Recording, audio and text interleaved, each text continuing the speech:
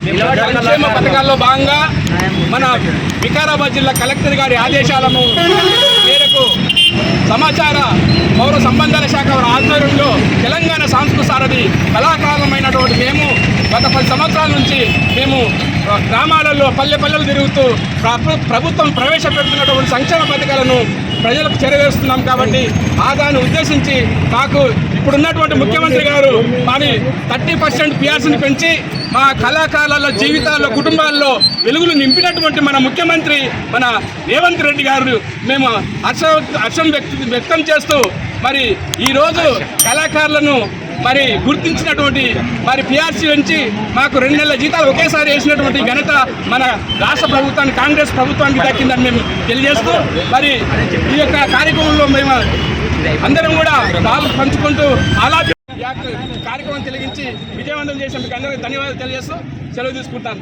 తదుపరి కార్యక్రమం మన సాంస్కృతిక సారథి వికారాబాద్ జిల్లా కళాకారులైన మేము ఈరోజు తెలంగాణ రాష్ట్రంలో ప్రతి గడప తిరిగి ఈరోజు ఒక కళాకారులుగా 583 మంది మా అందరి కళాకారులకి రాష్ట్ర వ్యాప్తంగా ఉద్యోగాలు ఇవ్వడం జరిగింది. ఇప్పటి వరకు గత ప్రభుత్వం 24,514 రూపాయలు మాకు ఇవ్వడం జరిగింది. ప్రస్తుత ప్రభుత్వం అంటే మన రేవంత్ రెడ్డి గారి ఆధ్వర్యంలో ప్రస్తుతం కాంగ్రెస్ ప్రభుత్వం గుర్తించి కళాకారులు కూడా ప్రతి గ్రామంలో ఒక అవేర్నెస్ అంటే ఇప్పుడు జరుగుతున్నటువంటి అనేక సంఘటనలపైన మా యొక్క అవేర్నెస్ అనేది ఉంటేనే ప్రజల్లో ఇప్పుడు ఒక పాట వినడం ద్వారా జనాలకి తొందరగా అర్థమవుతుంది, ఒక ఆట చూడడం ద్వారా పిల్లలకి అర్థమవుతుంది. కాబట్టి మేము కళాకారులం అనేది మాకు కూడా కంపల్సరీగా ఒక గుర్తింపు అనేది ఉండాలని చెప్పేసి మాకు రీసెంట్గా అంటే మాకు ఒక గత 5 రోజుల క్రితం మాకు పిఆర్సీలు పెంచడం జరిగింది. కాబట్టి మేమందరం మా కళాకారుల తరఫున అందరం కూడా మేము గౌరవ ముఖ్యమంత్రుల గారికి ధన్యవాదాలు తెలుపుకుంటూ ఇక ముందు కూడా మా సేవలను ఇంకా మంచిగా మెరుగుపరచాలని చెప్పేసి కోరుకుంటున్నాం. ధన్యవాదాలు.